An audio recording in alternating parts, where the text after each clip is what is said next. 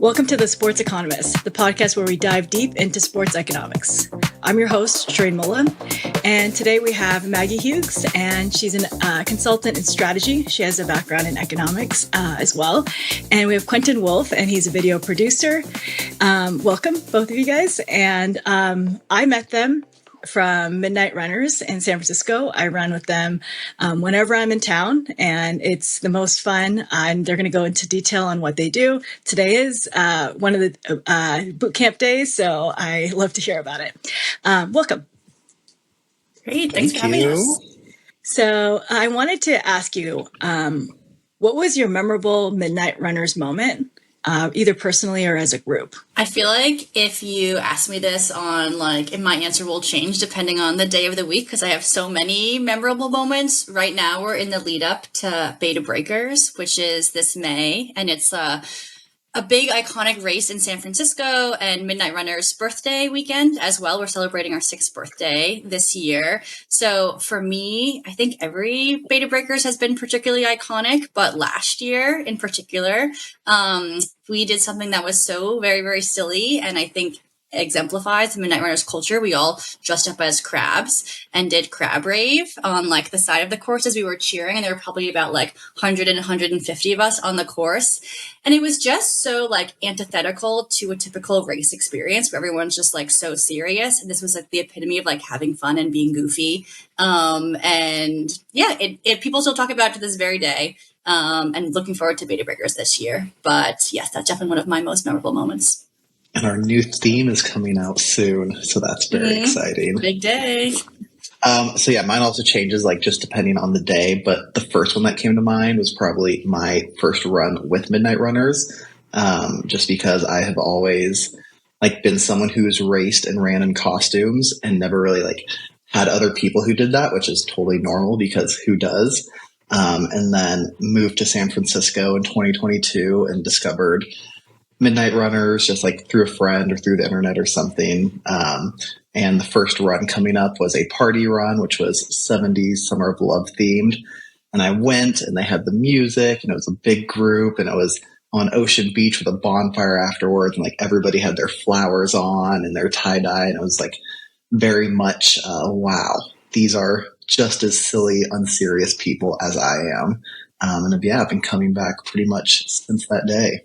I think one of my memorable moments was the holiday run. So there's a Strava route, and you can't figure out what the route is or what's the shape going to be after.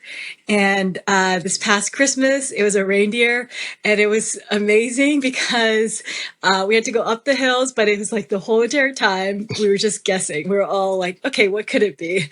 But you guys do a lot of really cool runs. So I really I would say the same thing. I don't know how many memorable, I would have so many of them too.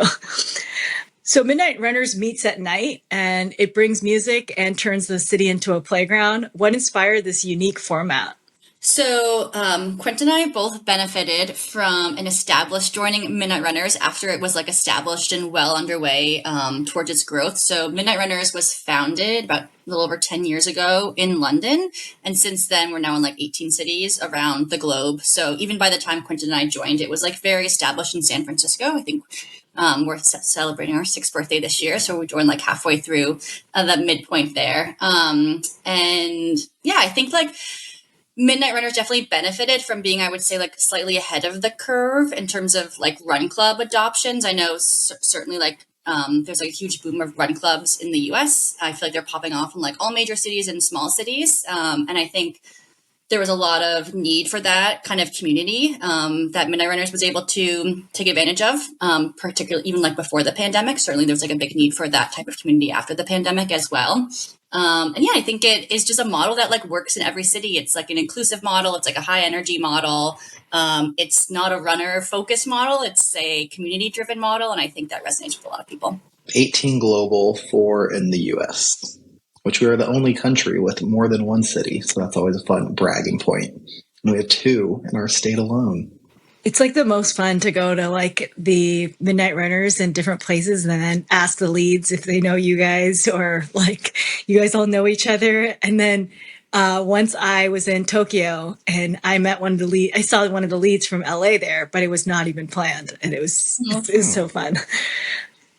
Yeah, it's like a little community because like all the captains have Slack together, but also like everyone's in Halo, so it's like very easy to like, keep in touch with folks too across chapters too.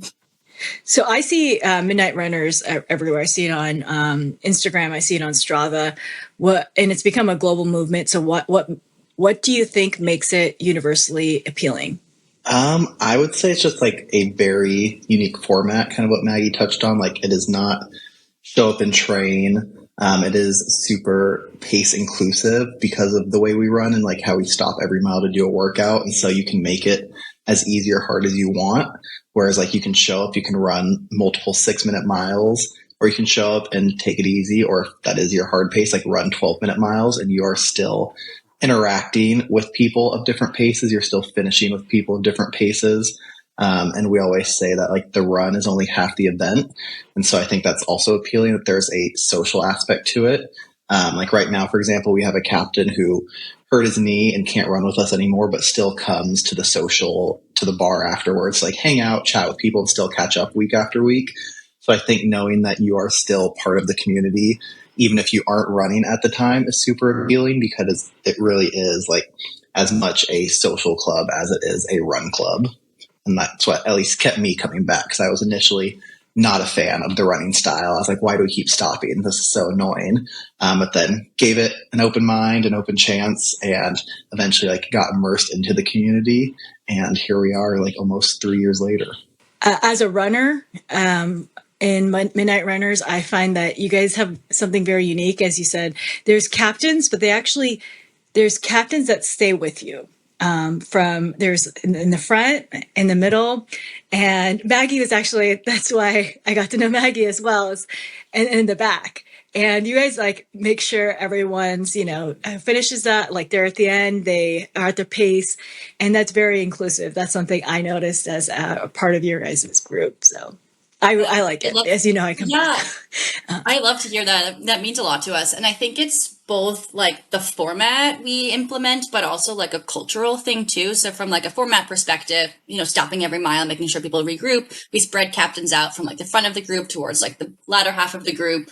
So just like the structure lends itself to that. But I also think the vibe as well, like folks, like our community members wait for each other. When we're at the end doing the cheer tunnel, everyone knows that they stay in the cheer tunnel until like everyone finishes going through the cheer tunnel. I know for myself, when I join a new run club, I spend so much time like stalking them on Instagram to make sure that people will run my speed before I show up because I don't want to be like immediately dropped. That's like not the fun part of a run club for me. It's not the running. It's like the communicating part. So that's great to hear. And I think that's one of our core values and like a little bit of a differentiator in some ways.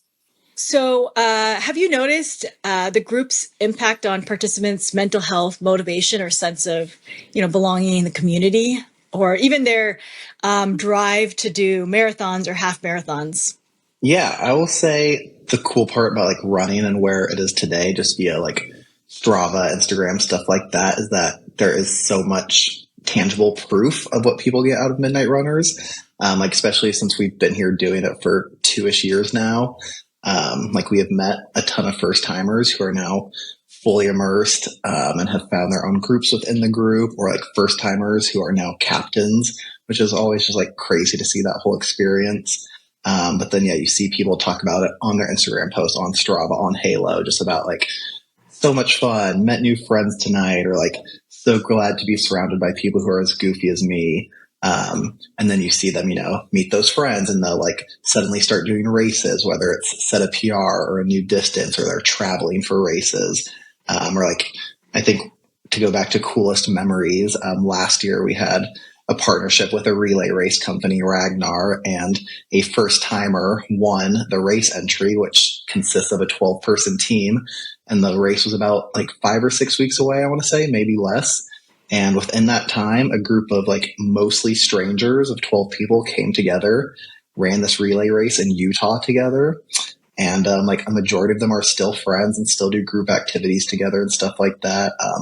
So yeah, there are like examples of that day after day, week after week that we get to like see. And I think that's kind of what helps keep us motivated to like keep doing it, keep putting the effort in. What's your approach to inclusivity? I know you mentioned about the paces and how you just have captains throughout the whole run from the beginning to the back. But for beginners or people that are even new to running, you mentioned a little bit about it. There's groups. There's also, you guys sometimes, like you mentioned, beta breakers. So you guys have like groups that run. And even for the chocolate run, I remember that there was a certain, like a 5K the day before, and it's like a shakeout run. And we ran together before, and then we would meet at the race. So. Yeah, absolutely. And I think it's also about like having some like touch points at the run itself. So people always have, so like when you first show up for your first run or your 10th run or your 100th run, they're like always captains at the door to like say hello, to greet you, always someone to like answer questions, tell you where to go. You like have a buddy, if you so need, from like the minute you step into Midnight Runners.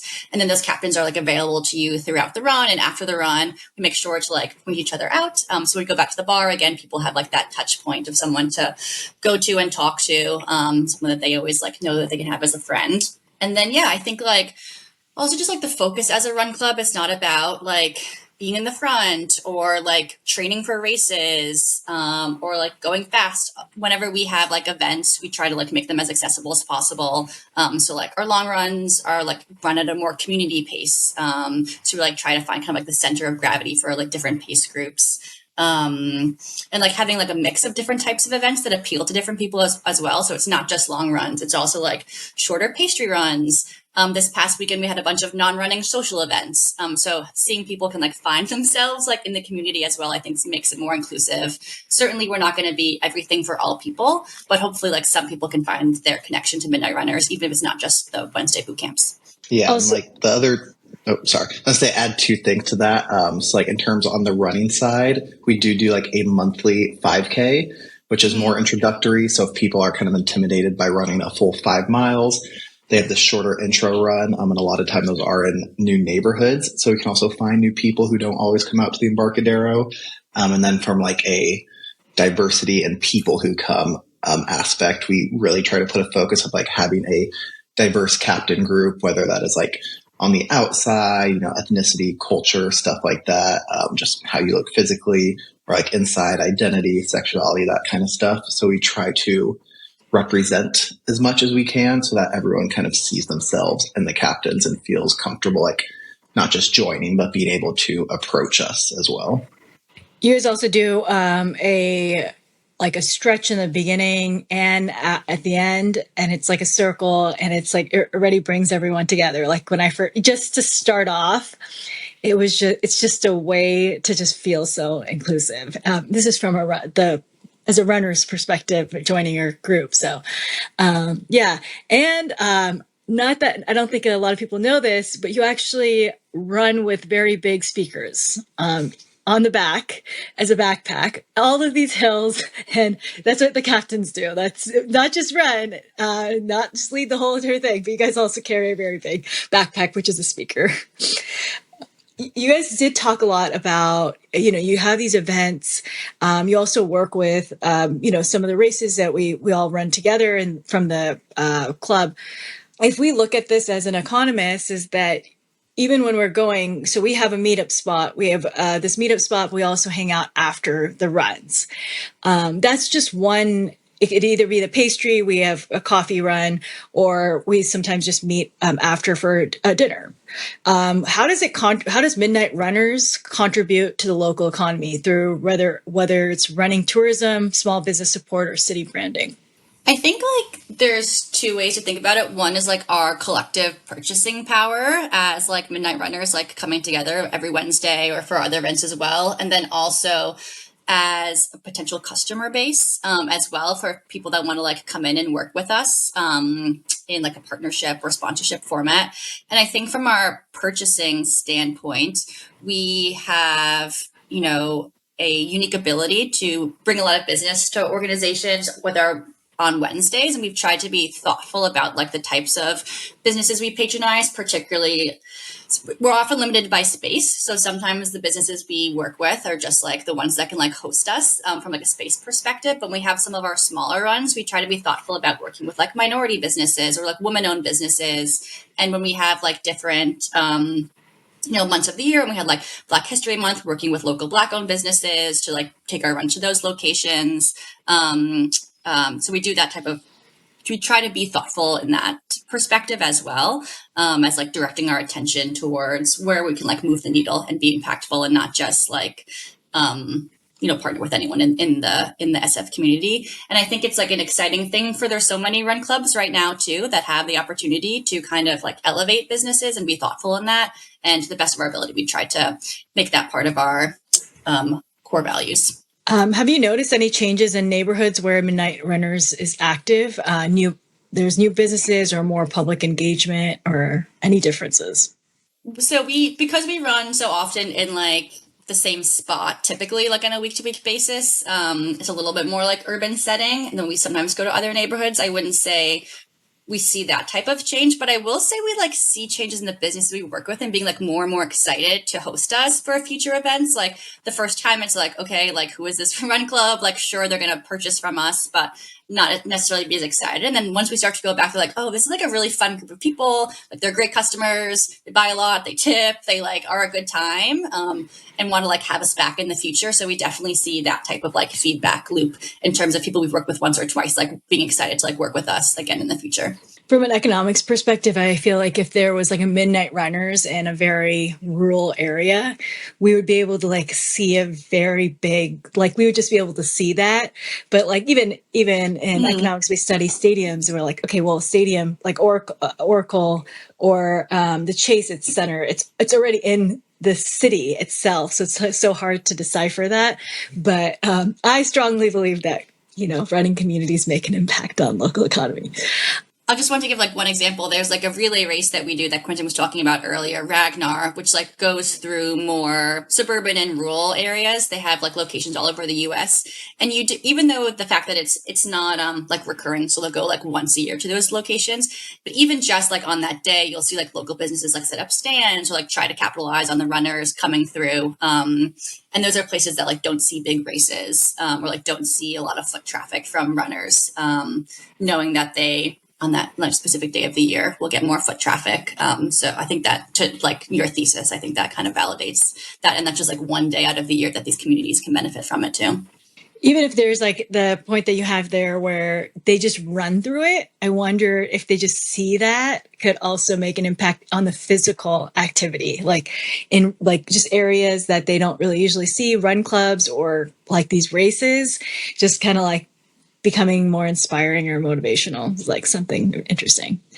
If Midnight Runners was a startup, very good point at San Francisco with all of the startups, how would you measure economic value or impact? And it could be by social capital, participation, or even health outcomes. Yeah, I definitely think we talk about like this loneliness crisis that we're having in the US, and if we're thinking about the social capital piece and like our contribution to combating that, I think it's like something that like really motivates me to lead Midnight Runners. We have like data on number of people that like come for one run, number of people that come for like 10 runs, 50 runs, 100 runs that we can see, and like look at retention on a yearly basis if people are correctly checking in on the app that we use to track attendance. And that's something that we get really excited about, looking at the end of the year and being like, wow, we've like touched thousands of people, even if they don't come back for more than one run. They've like been part of this community for a short bit of time. And I think obviously the more meaningful is like the recurring runners.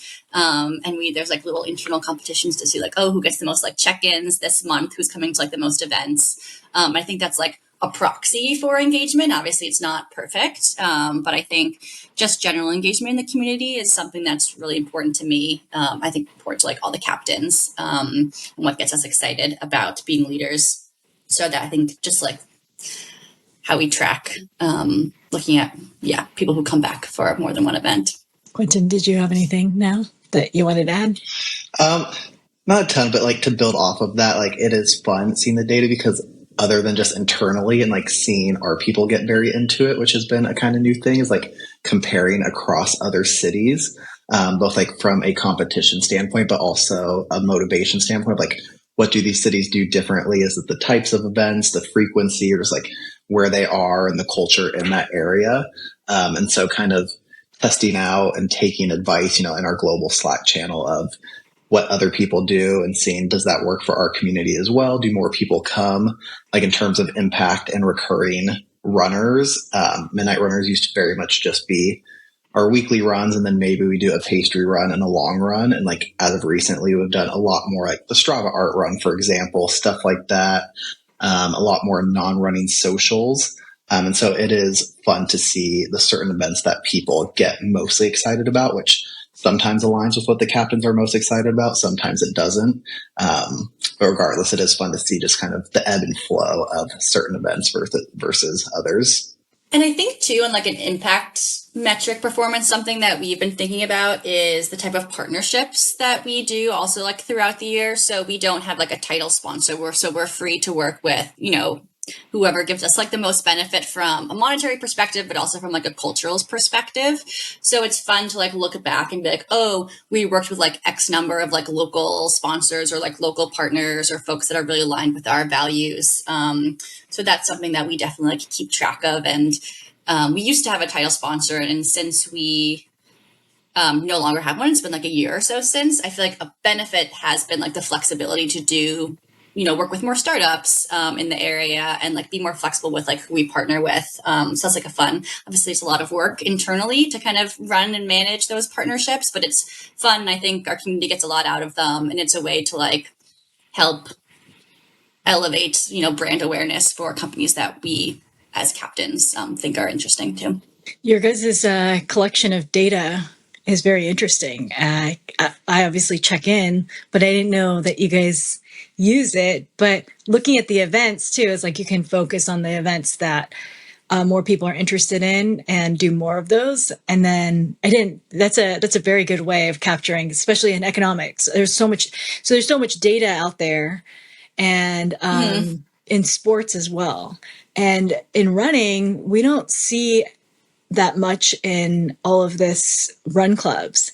And the way you guys are collecting it, especially for every event, the way it's the check-in, looking at the end of the year, but always monitoring. That's very interesting. I'd be interested in looking at what kind of research questions come out of there.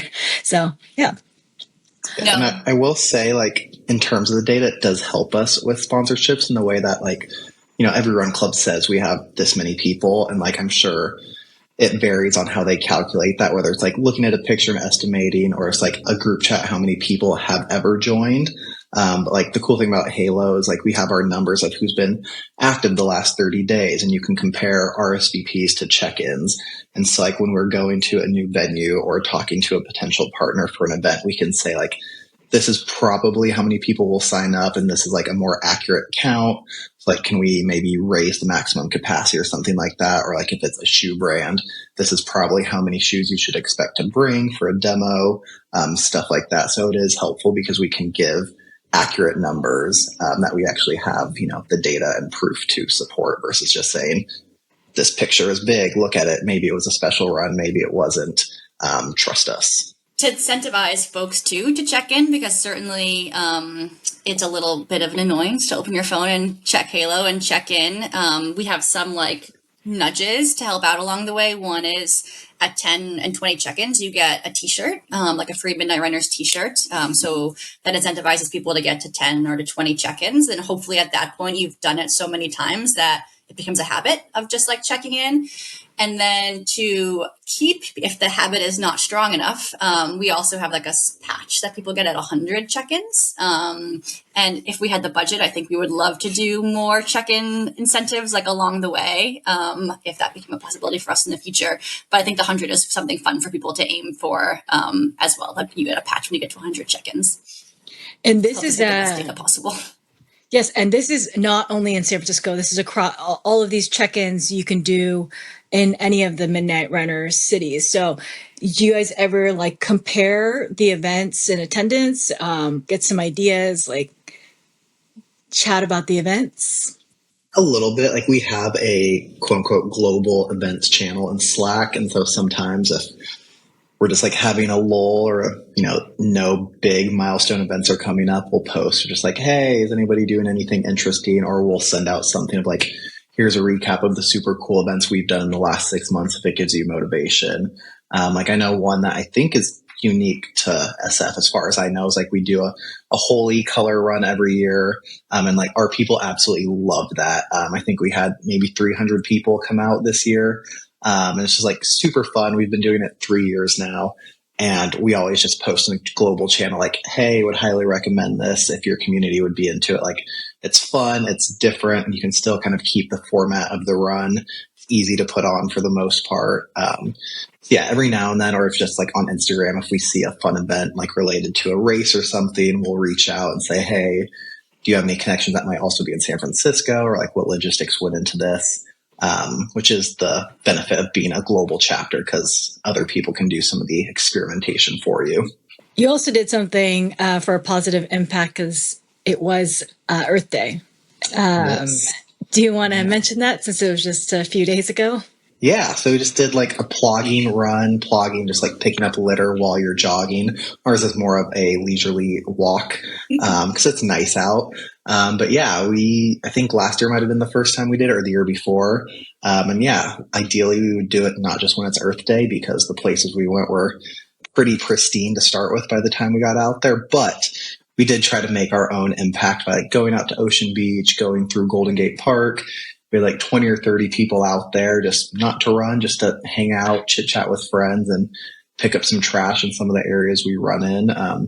So it's super cool to see people who are interested and invested in the community beyond just going out for a run, but like showing up for an event that has no running involved, and you're actually doing like manual labor and picking up litter for an hour or two and then just hanging out afterwards. So love when we do more kind of community involvement stuff like that, and hopefully we'll do more.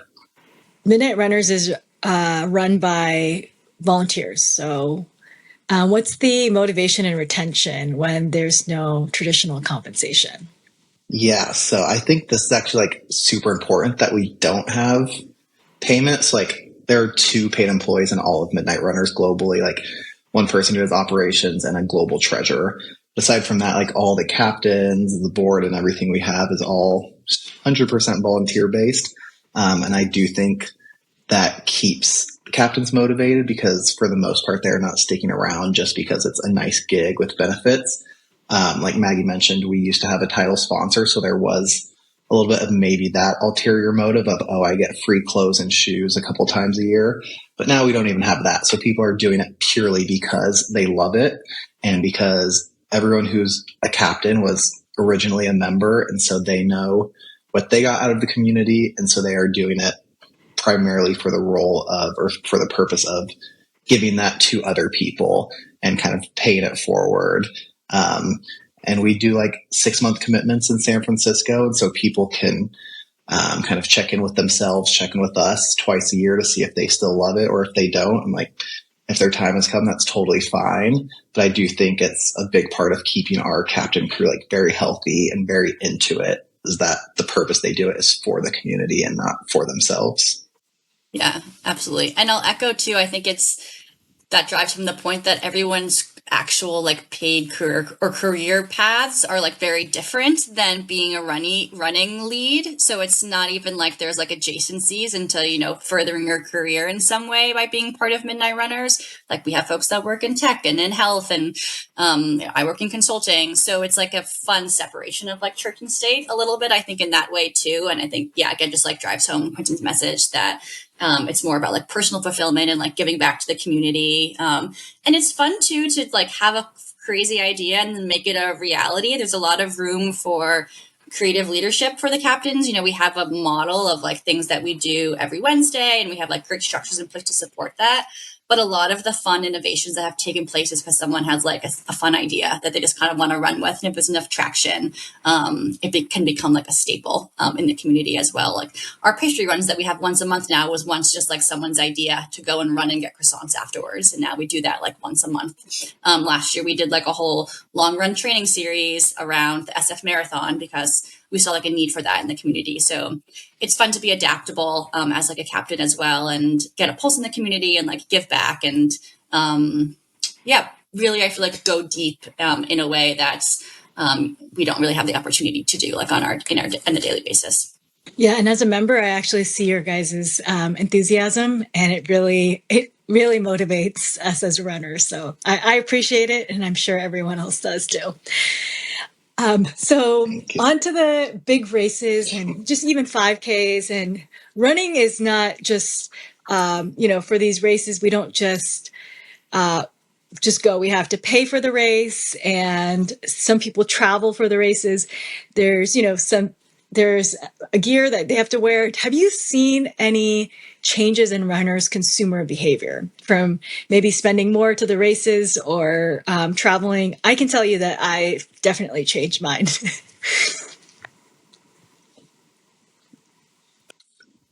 Yeah.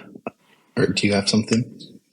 I do feel like once you get more involved, I feel like two things. One, as a running club, it's like important to us that like anyone can enter Midnight Runners, that like cost isn't like a barrier to entry. 99.9% of our events are free. Every now and then we charge like $5 or $10 for a special event. So I think one, we try to keep like our access point low. That's separate from the point of I do think once you become involved in like running and more competitive running and like part of this culture, certainly I think people like you buy more running shoes, you are exposed to more brands, buy more even like athleisure. We've seen folks like we as a captain crew like travel down to LA to go to an LA event. We traveled for like a relay race. So yeah, I agree where it's like very much true in running where you are like the average of who you hang out with the most because, some people like to run, but they don't like to race. They're like, why would I pay to run? But then if all your friends are doing a race, you're more tempted. One of our former captains, Nora, I know when she first joined Midnight Runners, she went and did like the Yellowstone half marathon with a group of people she didn't really know.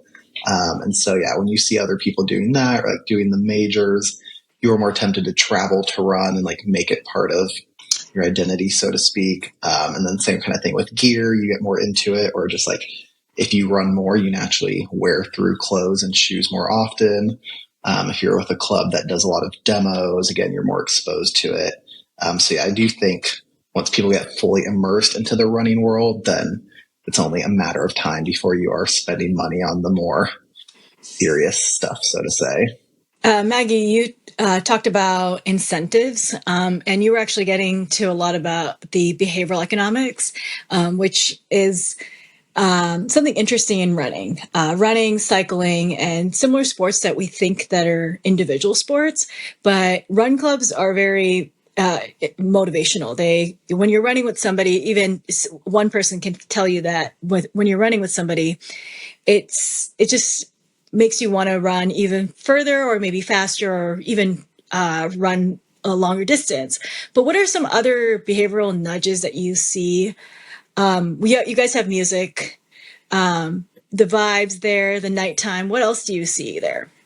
I think we also have like we do like a little hype message like in Halo every week about like these are the events that are coming up and on Instagram, just getting people like excited for the week ahead. And I do think too, people start to like form their own groups of like behavioral nudges. So like you get put in a group chat with some folks, and people are like, oh, are you coming this Wednesday? Da, da, da, we missed you this Wednesday. So that like accountability that grows over time too. I think once you like establish connections in Midnight Runners, I feel like it's kind of like a exponential, it like exponentially increases your how often you'll attend events as well once you're like on the hook and like have more connections as well.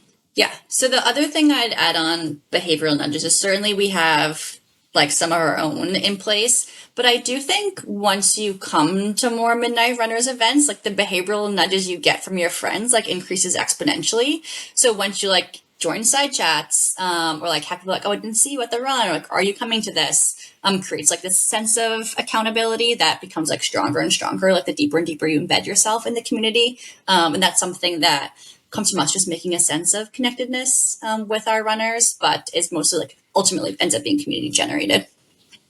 I also think there's like a sense of FOMO from the fact that we don't do the same thing every week.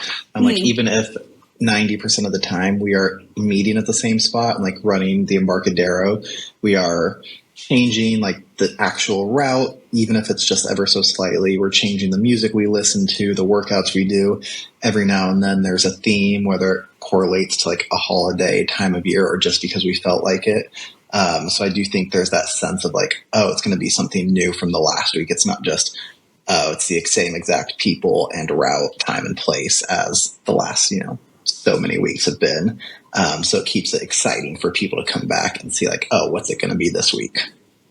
Yeah, and I'll also like echo what Quentin said. I think we do more than just time a little bit of themes. I think like we do more often than not. We have like a subtle theme, and I'll hear people's like, "Oh, I'm so bummed I can't miss the like X, Y. I have to miss like the X, Y, and Z run." And even if it's just like a small tweak or like doing a themed playlist, that's like very exciting for people. And in running or any sport, there's always that discipline and consistency. And I feel like Midnight Runners does a really good job. Wednesdays, there's that boot camp, there's Saturday run. There's other runs as well, but it allows another person to be like, okay, like you mentioned, oh, are you going to be there? But it's like something that they'll know what they're going to do on Wednesday or like Saturday. And in any sport that you do, it's a teamwork kind of thing. So it's like, oh, are you going to be there? It's like a team member. But yeah, I really like how you guys do that. All right, so now just like moving on, you both are captains. So you're both the captains of Midnight Runners in San Francisco. And what kind of transferable skills have you developed by leading a global fitness community?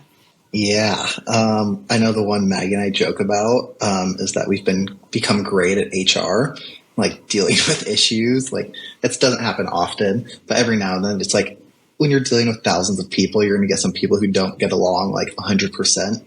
That's fine. Most people resolve it themselves. But honestly, I think the biggest one for me has been like public speaking, but also public speaking like energetically and keeping people engaged because it is hard. Like the run you came to was what, maybe 30, 40 people.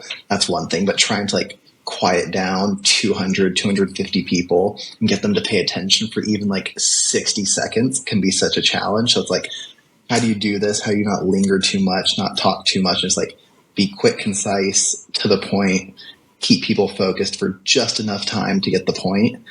So I think that's been a big one. And then also just logistics planning. There are so many logistics that happen behind the scenes that I didn't know. And even when I found out, there was more to find out about. So it's just like event planning. And that kind of goes back to doing different runs every week where it's like, okay, if you're in charge, pick the route, pick the playlist, pick the workouts, give everybody their roles for the day. It can definitely come across as very easy because it seems routine to most people. And it's fun. Like I do enjoy most of the admin. Like I live on Slack if I'm not doing anything else. But yeah, I would say admin and public speaking / engagement would be the big ones for me. Yeah, absolutely. I definitely echo those as being the more important ones and ones that stand out in my mind as well. I also think a bit of like brand management and thinking about, how we convey ourselves externally on like Instagram and to partners and to the community so they understand like what we're about. I don't think we necessarily need to like we're at a great scale for Midnight Runners. I don't think a lot of our goals are necessarily like numbers driven, but making sure we're continuing to attract people to our community that would get a lot out of the community that we offer. So how do we like convey that message on Instagram and like different socials, and in choosing the partners that we work with? How do we also like leverage what we have to offer? I think that we can give a lot to brands and figuring out how to like leverage our position to like get the most from them and like find partnerships that work the best for our community as well. So I think that like level of negotiation, not just like being excited for anyone who wants to collaborate with us, but like figuring out how to like go one step deeper with those partnerships too. So what does running mean to you personally and professionally? I don't know if this counts as what does it mean as like what you've learned, but just like I think it's very much shows, at least what I've dealt with personally, is like how much you can push yourself and like reach these random goals and seemingly unreachable expectations. The first thing that comes to mind is like this silly challenge that Maggie and I did in January where we ran every day for most of the days of January in the search for free Chipotle. And like, I had never ran more than 50 miles in a week. And then multiple times, Maggie and I both hit like over 100-mile weeks. And it's just like something that I never would have done, even if you would have challenged me to, because I was like, there's no time and my body can't take that. But yeah, it's just been interesting seeing what people can push themselves to do and still enjoy doing it. Yeah, absolutely. And I'll say, like, the amount of miles Quentin put up, like, inspired me to, like, I feel like, oh, maybe I can try something crazy and, like, do it as well. So it definitely is, like, not just personal, but I think you can impact a lot of people with what running as well. And I think similar as running always makes me feel like very confident. Like, even if it's like a bad run or like I'm going slow, like I did it, I feel good about myself. I'm at my most like social, my like mental health is the best when I'm running. I tend to be like more of an introvert, which people at Midnight Runners find to be funny because it's not necessarily how I present myself at Midnight Runners. But I think a lot of that comes from running makes me feel good about myself. And in that, like, makes me more chatty and extroverted as well. So even if it's like a short run, makes me feel confident, but particularly like having the memories of those big obstacles that you overcome as well is like very grounding. You can look back and be like, wow, like I did that one day. I can run 3 miles today. Like, so having those like landmarks to look back on is like very satisfying.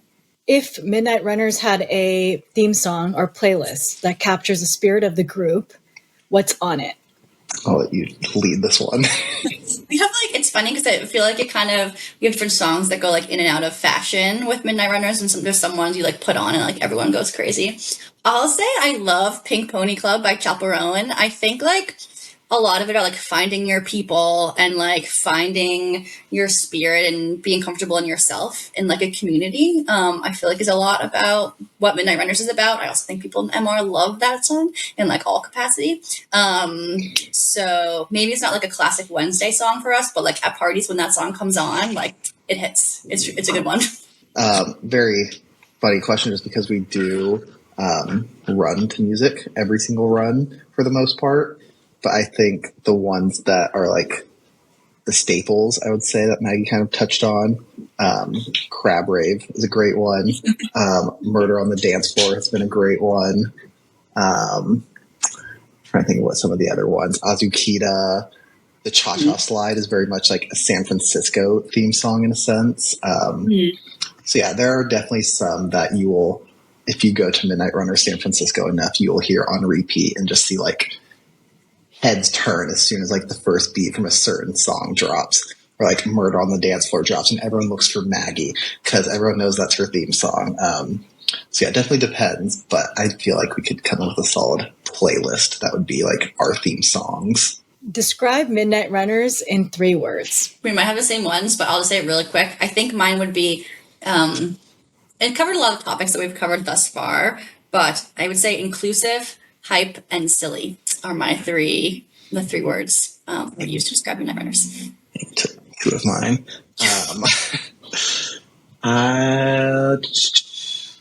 The third one that I had in mind was shameless, like in a good way, just because it kind of goes with silly, but like we are so unapologetically ourselves, which I know isn't for everyone, but it is fun to see like, people dress up all the time. So I'll go with shameless.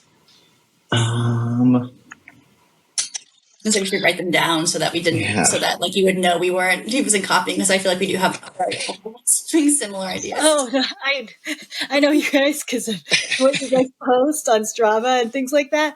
But I get your guys' I kind of get your mindset. That's why I asked you both, because I even asked Maggie. I was like, Maggie, is it okay? Like I told Quentin that I was going to be having you on the podcast a long time ago, and then I was like, let me ask him because I know that you guys this conversation is really good. That's why I had both of you. I was like kind of very excited to have both of you. So yeah, no, I get it. You can do all 3. Yeah. Would have been very funny if we just like submitted all these answers individually and compared to see how similar they were. Yeah. So I guess I will lock it shameless. I will include inclusive. Just like very energetic. Thank you I know that both of you guys have to go to a run tonight for the boot camp. I want to say thank you, Maggie, and thank you, Quentin. You guys are both the great captains of Midnight Runners, and I'm always so happy to join on Wednesdays. I know that some of you see me more in San Francisco than my own Los Angeles. It's different days, right, for the boot camp. Thank you so much again. Until next time, teammates, I'm Shirin Mollah, and this is the Sports Economist. If you enjoyed today's discussion, be sure to subscribe and leave us a review.